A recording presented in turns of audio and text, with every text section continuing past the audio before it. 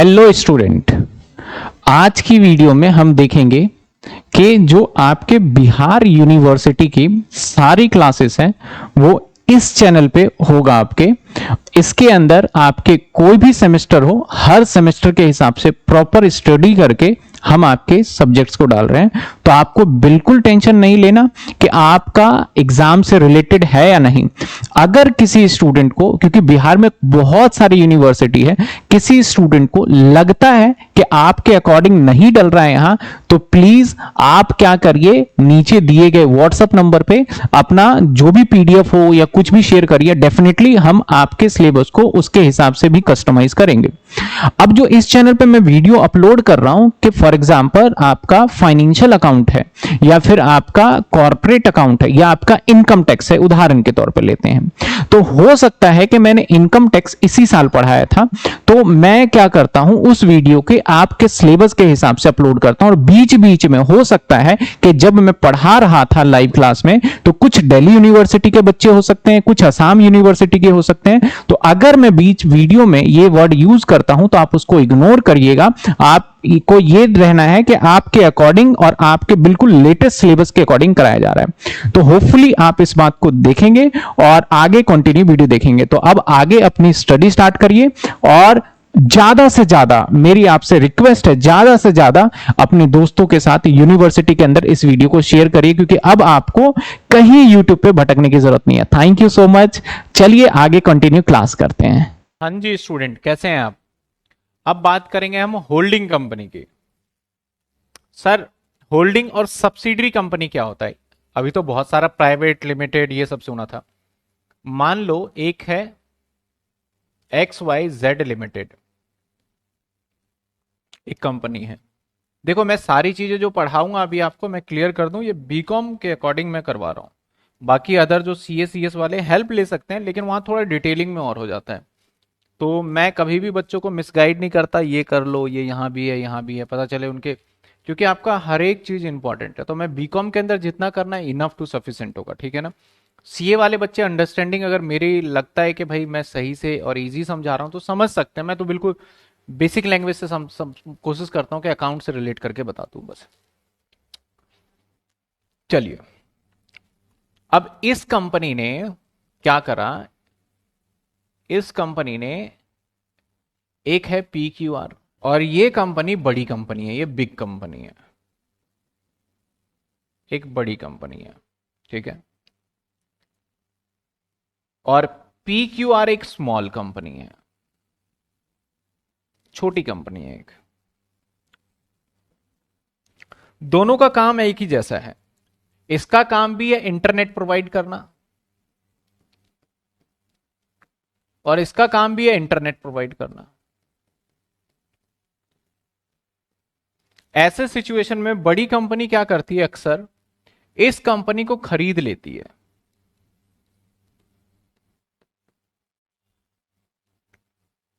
अब इस कंपनी को खरीदने के दो तरीके हैं। हम अपना कॉम्पिटिटर खत्म करना चाहते हैं, तो या तो मैं पूरी कंपनी खरीद लूं, या फिर इतने, इस कंपनी को इतना हिस्सा खरीदूं जिससे कि मेरे अकॉर्डिंग अब ये कंपनी चलेगा और मेरे हिसाब से चलेगा। तो अगर आप इस कंपनी को खरीदना चाहते हो तो एक ऑप्शन आपके पास है, इसके 100% पार्ट खरीद लो, या फिर आप 50% से ज्यादा इसका पार्ट खरीद लो।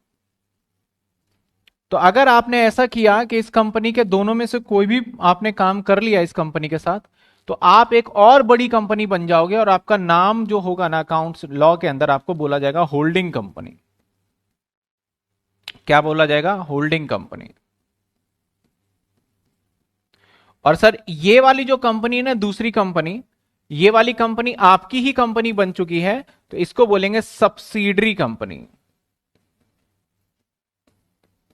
सब्सिडरी कंपनी, ठीक है। तो एक है सर होल्डिंग कंपनी, और एक क्या है सर, सब्सिडरी कंपनी। तो होल्डिंग कंपनी कौन होता है, वो कंपनी जो किसी कंपनी का पूरा शेयर या 50% से जितना ज्यादा शेयर अगर खरीद लिया तो वो कौन बन जाएगी, होल्डिंग। और दूसरी कंपनी क्या मानी जाएगी, सब्सिडरी मानी जाएगी। अच्छा सर, मान लेते हैं कि एक और कंपनी आ गया, मान लो ABC लिमिटेड। अब मुझे जवाब देना, अब PQR लिमिटेड इससे बड़ी कंपनी थी, PQR लिमिटेड ने इसके शेयर खरीद लिए, मान लेते हैं कि 55%। तो अल्टीमेटली ये क्या बन जाएगी, इन दोनों के रिलेशन की बात करें तो ये बन जाएगी होल्डिंग कंपनी, और ये क्या बन जाएगी फिर से सब्सिडरी कंपनी। तो यहां पे अगर आप देखो तो ये तो इसके भी होल्ड कर रहा है, तो इस कंपनी के अब दो दो सब्सिडरी कंपनी हो जाएगी, इस कंपनी के दो दो सब्सिडरी कंपनी हो जाएगी। कौन कौन सी, PQR लिमिटेड और एक ABC लिमिटेड। यानी सिंपल सी बात है, होल्डिंग कंपनी से आगे जितनी भी कंपनी होगी वो सब्सिडरी कंपनी होगी। इन दोनों का बीच का भी होल्डिंग सब्सिडरी का रिलेशन है, लेकिन ये बड़ी कंपनी मानी गई तो इस हिसाब से ये होल्डिंग और सब्सिडरी होगा। सर ऐसे कितना चलता रहेगा, गवर्नमेंट ने सिर्फ 2 लेयर अलाउड किया है, इसके बाद भी अगर कोई कंपनी हो ना, गवर्नमेंट ने बोला ज्यादा ऐसा नहीं कर सकते अपने अंदर, क्योंकि ये तो मालिक बनता जाएगा बनता जाएगा। गवर्नमेंट ने कहा मान लो एक और कंपनी है, दैट इज आप मान लेते हैं टी लिमिटेड, और टी लिमिटेड का शेयर इसने खरीद लिया, या टी लिमिटेड का मान लो इसने खरीद लिया, तो इसके पहले से कितनी सब्सिडरी हो गई, 1 और 2, और अगर इसके भी शेयर खरीद लेगा तो 3 सब्सिडरी हो जाता है ऐसे। तो गवर्नमेंट ने कहा कोई भी कंपनी कभी भी खरीद लो, मर्जी है, लेकिन आपकी सब्सिडरी के काउंटिंग में सिर्फ इन 2 को लेंगे, इस कंपनी को आपकी सब्सिडरी नहीं मानी जाएगी।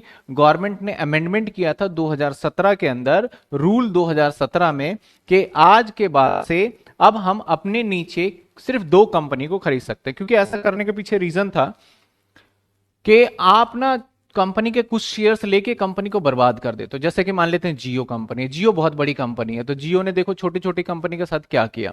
जैसे मान लो आपका एयरसेल था, टाटा तो खैर बड़ी कंपनी अपनी मर्जी से, एयरसेल था, और भी बहुत सारी टेलीकम्युनिकेशन कंपनी थे, वीडियोकॉन, उन सबको क्या करा, बंद कर दिया। यूनिनॉर, ये सब क्या हो गए, बंद हो गए सर। क्या रीजन था, इनके स्टेक्स खरीदते गए और इनको कंपटीशन से बाहर करते गए। क्योंकि मेनली पर्पस क्या होगा, अगर ये रिलायंस है और ये इंटरनेट प्रोवाइड कर रहा है तो इसके शेयर्स ले लो और इसकी सर्विस को खराब कर दो, क्योंकि इसका डिसीजन इसी में रहेगा। सर्विस खराब करते ही इस कंपनी का नामो निशान मिट जाएगा, इसके सारे कस्टमर अल्टीमेटली यहां पे आ जाएंगे। तो ये कुछ कंपनी के अंदर एक पॉलिटिक्स होता है जो कि चलता रहता है। तो लॉ ने इसी को देखते हुए बोला आपके कितने लेयर कंपनी हो सकते हैं, सिर्फ 2। यानी होल्डिंग कंपनी कौन होगा, जो सामने वाली कंपनी के 51% से ज्यादा का शेयर करेगा, होल्डिंग कंपनी। और हमारे कितने सब्सिडरी कंपनी हो सकते हैं, एक होल्डिंग कंपनी का सिर्फ 2। लेकिन यहां एक्सेप्शन भी दिया इन्होंने, कहा अगर आप किसी भी कंपनी के 100% शेयर खरीद लोगे ना, तो कितनी मर्जी लंबी चेन कर लो, फर्क नहीं पड़ता। अगर आप इसके 100% खरीद लेते हो ना, तो ये आपकी ही कंपनी मानी जाएगी और वो भी सब्सिडरी मानी जाएगी। यानी 51% नहीं, 100% खरीदोगे तो आप चेन बनाते जाओ। भैया पूरा आपने ही खरीद लिया, पूरे पैसे दे दिए, तो सामने वाली कंपनी को बर्बाद कर रहे हो, तो आपका ही नुकसान है। हाँ, 51% खरीद के 49% लोगों को बर्बाद कर रहे हो, तो वो दिक्कत वाली बात है। दूसरा कहा गया कि अगर फॉरेन में कोई कंपनी है जहां पे ये लॉ एग्जिस्ट नहीं करता, तो वहां पे सब्सिडरी होगी बहुत सारी। और मान लेते हैं, ध्यान देना, जैसे एक ए लिमिटेड है इंडिया में और एक यूएसए लिमिटेड है फॉरेन में है, और इसकी बहुत सारी कंपनी है, ए, बी है, सी है, डी है, ई है, और ये सारी कंपनी इसके अंदर होल्ड कर रही है। तो यानी ये तो होल्डिंग कंपनी हो गई। अब इसने इसका होल्ड कर लिया तो ये भी होल्डिंग कंपनी हो गई। तो ये होल्डिंग कंपनी हो गई, ये सब्सिडरी, और इसके जितने भी सब्सिडरी है सारे इसी के सब्सिडरी माने जाएंगे। तो ऐसे सिचुएशन में अलाउड है, अगर कोई फॉरेन कंपनी जहां पे ये लॉ एग्जिस्ट नहीं करता तो हो जाएगा। तीसरा, कुछ बैंकिंग कंपनी को, फाइनेंशियल इंस्टीट्यूशन को, कुछ और कंपनी को इंडिया में रिलैक्सेशन दिया गया कि आप ऐसे चेन बना सकते हैं, नॉर्मल कंपनी ऐसा नहीं कर सकती। तो होल्डिंग और सब्सिडरी का पहले रिलेशन समझिए क्या होता है सर। होल्डिंग कंपनी वो होता है जो सामने वाली कंपनी के शेयर्स को खरीद लेता है। होल्डिंग कंपनी बनने के 2 तरीके हैं, एक तो शेयर्स खरीद लोगे, और दूसरा तरीका पता है क्या है, मान लेते हैं PQR लिमिटेड नई कंपनी है, ठीक है, और एक XYZ लिमिटेड, ये नई कंपनी बोल रहा हूं मैं, नई कंपनी है, ये कंपनी एकदम न्यू आ रही है और ये कंपनी ओल्ड है। तो एक्सपीरियंस किस पे होगा बताओ, इस कंपनी की, जाहिर सी बात है इस कंपनी के पास ढेर सारा एक्सपीरियंस होगा। इस कंपनी को कुछ पता ही नहीं है भाई साहब, इसके सारे डायरेक्टर वगैरह जो भी है सब इस कंपनी ने कंट्रोल से अपॉइंटमेंट किया है। यानी इस कंपनी के सारे डायरेक्टर, मैनेजर, चेयरमैन सब कौन अपॉइंट कर रहा है सर? ये कर रहा है। इसके शेयर्स नहीं ले तब भी ये होल्डिंग कंपनी माना जाएगा। और ये सब्सिडरी दो तरीके से बन सकता है होल्डिंग सब्सिडरी। नंबर 1 शेयर खरीद लो, या उसके सारे मेजर की मेन जो पर्सन होते हैं तो उनको अपॉइंटमेंट कर दो, डायरेक्टर वगैरह को। जैसे मैं इंडिया की बात करूं, जब इंडिया आजाद हुआ था तो मैंने, देखो ज्यादा हिस्ट्री की नॉलेज है नहीं, लेकिन उस टाइम पे सुना था कि कहते हैं कि जो जब इंडिया आजाद हुआ तो जो इंडिया पे राज कर रहे थे तो उन्होंने कुछ दिन रह के बताया था कि देश को कैसे चलाया जाता है। तो सारी चीजें फॉर्म उन्होंने ही किया था। तो एक तरीके से वही कहानी हो गई कि एक बड़ी कंपनी, एक्सपीरियंस कंपनी छोटी कंपनी को सजेशन देगी, उनके डायरेक्टर वगैरह अपॉइंट करेगी, तो वो भी होल्डिंग मानी जाएगी। ठीक है ना? तो ये था पूरा कहानी होल्डिंग और सब्सिडरी का। चलिए देख लेते हैं हम holding company. Holding and subsidiary company. Number 1, if it control majority composition of board of director. अगर आपने उसके बोर्ड ऑफ डायरेक्टर का बड़ा हिस्सा ऑफ अनदर कंपनी का कंट्रोल कर रखा है, the composition of other company board of directors shall be deemed to be controlled if it can। अगर मैंने तुम्हारे डायरेक्टर को अपॉइंट किया तो जाहिर से बात है वो सारी मेरी बात सुनेंगे क्योंकि मैंने अपॉइंट किया है। It's direction appoint remove the holder of all majority director. अगर ये कंडीशन पूरा करते हो कि वहां मेजोरिटी करते हो तब भी आप होल्डिंग कंपनी माने जाओगे। कहता है इफ एक्साइज और कंट्रोल, उसके ऊपर अधिकार मोर देन 1/2, यानी सर 50 1/2 का मतलब आधा, 50% से ज्यादा अगर आपने शेयर होल्ड किया, आपके पास वोटिंग राइट आ जाए। क्या आ जाए सर? उसका वोटिंग पावर आ जाए 50% से ज्यादा, तब भी आपको कौन सी कंपनी बोली जाएगी? होल्डिंग कंपनी बोली जाएगी। अ कंपनी में shall deemed to be holding company, उसके आगे की जितनी भी सब्सिडरी कंपनी होगी ऑटोमेटिकली वो उसकी सब्सिडरी और मेजोरिटी की होल्डिंग मानी जाएगी। Okay sir.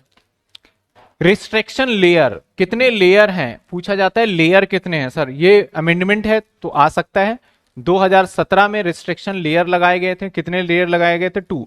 In case of company acquire company in corporation outside India, कहा गया यहां पे restriction layer rule, no company shall have more than 2 layer. 2 company से ज्यादा नहीं हो सकता, लेकिन एक्सेप्शन है। पहला एक्सेप्शन, अगर आउटसाइड इंडिया में, फॉरेन में, जो यूएसए वाला एग्जांपल लिया तो 2 लेयर हो सकता था। दूसरा, computing the number of under, आप 100% होल्ली मतलब पूरा शेयर अगर उसका होल्ड करते हो, कंसिस्ट करते हो, तब भी माना जाएगा। सर क्या एक्सेप्शन है? एक्सेप्शन ये है इसके कि ये प्रोविजन अप्लाई नहीं होगा किस पे? बैंकिंग कंपनी के ऊपर, और सर किसके ऊपर? और इंश्योरेंस कंपनी के ऊपर, और गवर्नमेंट कंपनी के ऊपर, और नॉन बैंकिंग फाइनेंशियल कंपनी के ऊपर। इनके ऊपर ये वाला कॉन्सेप्ट अप्लाई नहीं होगा। क्यों नहीं होगा सर? मैंने कहा था आपका स्टेचुरी कंपनी, इनके ना अपने अलग लॉ चलते हैं, आरबीआई के रूल वगैरह चलते हैं, तो उसके अकॉर्डिंग उसको रखा नहीं गया यहाँ पे। ठीक है ना? तो ये था हमारा क्या, होल्डिंग और सब्सिडरी का एक पार्ट छोटा सा जो कि हमने कंप्लीट कर लिया। मैं देखो सारी चीजें समझा रहा हूं, आपको पढ़ना है और लिख लिख के पढ़ना है। नोट्स मैं सारा प्रोवाइड कर दूंगा आपको, 10 ईयर से भी पढ़ सकते हैं। क्वेश्चंस पूछा जरूर जाता है होल्डिंग सब्सिडरी में से। चलिए एक लास्ट क्वेश्चन है आपका, स्मॉल कंपनी क्या होता है वो देखते हैं। स्मॉल कंपनी का मतलब होता तो प्राइवेट लिमिटेड ही है, लेकिन उस कंपनी को ना एक पर्टिकुलर कैपिटल के बेसिस पे स्मॉल या बड़ी कंपनी कह देते हैं। देख लेते हैं, सिंपल सी बात है। सबसे पहली बात, उस कंपनी का कैपिटल ना 4 करोड़ से अगर ऊपर नहीं है, और उस कंपनी का सेल्स अगर 40 करोड़ रुपए से ऊपर नहीं है, तो उसको स्मॉल कंपनी कहते हैं। सर स्मॉल कंपनी के क्या फायदे हैं? बड़े सारे फायदे हैं स्मॉल कंपनी के। क्या क्या फायदे हो सकते हैं उसको प्रिविलेजेस भी हम देख लेंगे अभी, कि उनको कुछ बैलेंस शीट नहीं बनाना पड़ता, उनको कुछ और भी बहुत सारे इनको जैसे बेनिफिट्स मिल जाते हैं। बैलेंस शीट हो गया, या रिटर्न फाइल नहीं करना, या सीए नहीं रखना, बड़ी सारी बेनिफिट। तो कहता है the company act 2013 provide the small company. Sir small company होता है, सेक्शन 285 में इसकी डिफाइन किया गया है। Small company other public company, small company as a company other than public company whose, मतलब पब्लिक कंपनी से थोड़ा अलग, प्राइवेट कंपनी भी मान लो, पेड अप कैपिटल उसका कितना होना चाहिए सर, 4 करोड़ होना चाहिए। उसका सेल्स टर्नओवर कितना होना चाहिए सर, 40 करोड़ होना चाहिए। However small company can not be, कुछ ऐसे हैं जो कि स्मॉल कंपनी नहीं बन सकते, जैसे होल्डिंग और सब्सिडरी का अगर रिलेशन है तो स्मॉल कंपनी नहीं बन सकता, अभी जो किया था। अगर सेक्शन 8 की कंपनी यानी एनपीओ सुना है ना, एनपीओ, अगर कोई एनपीओ बनाना चाहता है अपने ऑर्गेनाइजेशन को, एनजीओ की बात कर ले, एनपीओ की बात कर ले, वो भी नहीं बन सकता। कोई गवर्नमेंट कंपनी भी नहीं बन सकता। इसके एग्जेम्पशन क्या क्या है, मतलब इसके क्या क्या बेनिफिट्स मिलेंगे। Financial statement of the company not include, मतलब पूरी डिटेल में cash flow, notes to accounts या फिर स्टेटमेंट, बहुत सारी चीजें बनाने की आवश्यकता नहीं होती। Signing of annual report in case of small company, आपका साइनिंग होगा जो एनुअल रिपोर्ट पे small company, annual return shall be file director and company secretary when is no cash flow company is to director, मतलब के जो साइन करते हैं हम कंपनी में normally, signing of annual return in case of small company, मतलब जो एनुअल रिटर्न होगा स्मॉल कंपनी का होगा, the annual return shall be filed by, director भी फाइल कर सकता है, एंड कंपनी सेक्रेटरी तो सभी का कर ही सकता है। When there is no cash flow company secretary by to director, जब कैश फ्लो नहीं है तो दोनों मिलके फाइल कर सकते हैं, इसके लिए और स्पेशली कोई रिक्वायरमेंट नहीं है। फ्रीक्वेंटली बोर्ड मीटिंग करने की आवश्यकता नहीं है कि बार बार करेंगे, सिर्फ एक बार एक ही बोर्ड मीटिंग करेंगे तो काम बन जाएगा। इन case of small company sufficient of at least 1 meeting, और बाकी जो लिमिटेड कंपनी है प्राइवेट लिमिटेड उसको बार बार करना पड़ता है। Small company exemption from requirement from the mandatory rotation of auditor, क्या होता है कि रोटेशन भी पढ़ेंगे हम ऑडिटर में, कि एक ऑडिटर आया तो उसको हम 5 साल टेन्योर के लिए रखते हैं, उसके बाद हम दूसरा ऑडिटर चेंज करना पड़ता है। इसमें ऐसा नहीं है एक ऑडिटर आ गया उसी से काम करवाते रहो। ऑडिटर के क्या फायदे नुकसान है वो आपको बाद में पता चल जाएगा, कि ऑडिटर आता है तो उसमें दिक्कत होती है काफी, कि बहुत सारी चीजें बतानी पड़ती है। स्मॉल कंपनी नॉट रिक्वायर्ड, आपको केएमपी यानी रेम्यूनरेशन जो डायरेक्टर का होगा उसका जरूरी नहीं है कि कितना होना चाहिए, पहले से डिसाइडेड नहीं होगा। और auditor of small company required report adequately of the internal financial control auditor report, और जो auditor of small company are not required to report करे adequacy of the internal control, हर कंपनी का अपना ना आईसीएस होता है, इंटरनल कंट्रोल सिस्टम होता है, उसके ऊपर कोई ऑडिट करने की आवश्यकता नहीं होती। तो ये था हमारा स्मॉल कंपनी। तो जो काइंड ऑफ कंपनी था उसका काफी हद तक हमने पार्ट कवर कर लिया। अभी हमें डोरमेंट कंपनी देखना है, स्मॉल कंपनी, डोरमेंट कंपनी के साथ और भी बहुत सारी कंपनी देखनी है, जैसे 1% कंपनी देखना है, 4-5, फिर ये चैप्टर भी हमारा क्या हो जाएगा, फिनिश्ड हो जाएगा। तो हम आगे करेंगे कंटिन्यू इसको।